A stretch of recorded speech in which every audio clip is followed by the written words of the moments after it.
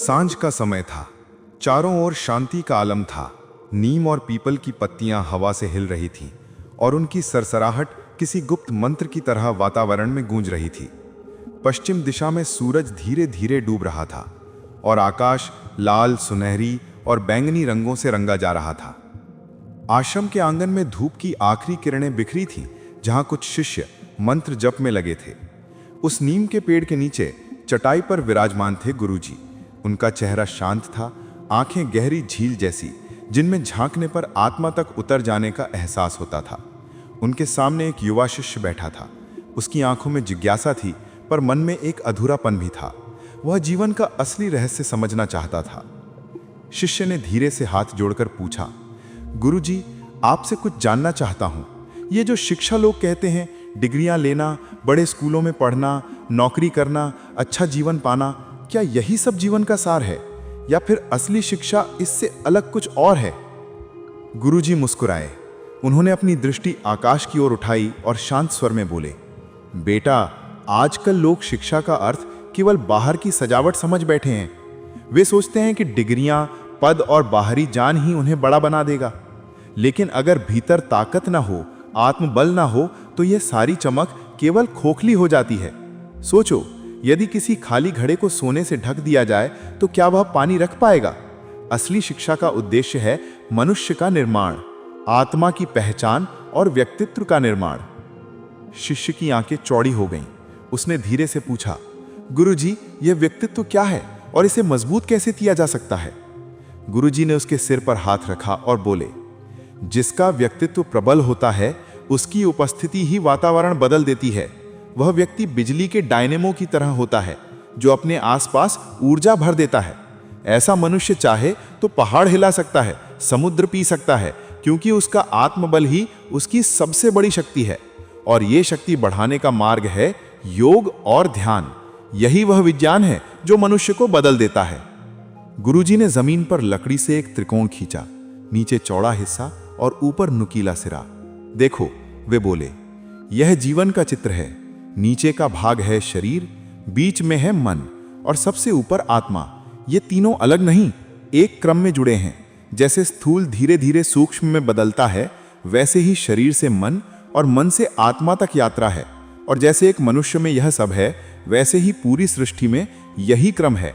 सबसे स्थूल है ब्रह्मांड का शरीर, फिर उसका मन और सबसे ऊपर आत्मा। अंततः सब परमात्मा में मिल जाते हैं। गुरुजी की आंखें अब गहरी हो गईं। उनका स्वर बदलकर गंभीर हो गया। हर इंसान के भीतर एक शेर छिपा है। वह शेर है आत्मा, शुद्ध, स्वतंत्र और प्रकाशमय। लेकिन हम उसे भूल गए हैं। जब ध्यान से आत्मा प्रकट होती है तो सारी माया मिट जाती है। तब केवल शांति, आनंद और स्वतंत्रता बचते हैं। शिष्य का चेहरा कौतूहल से भर गया।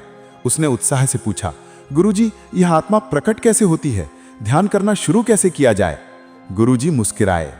ध्यान कोई जादू नहीं है बेटा, यह एक साधना है। योग के 8 सोपान हैं। पहले यम और नियम। यम का अर्थ है सत्य बोलना, अहिंसा करना, चोरी न करना, संयम और लालच का त्याग करना। नियम का अर्थ है शुद्ध रहना, संतोष रखना, तपस्या करना, अध्ययन करना और ईश्वर को समर्पित होना। यही नींव है।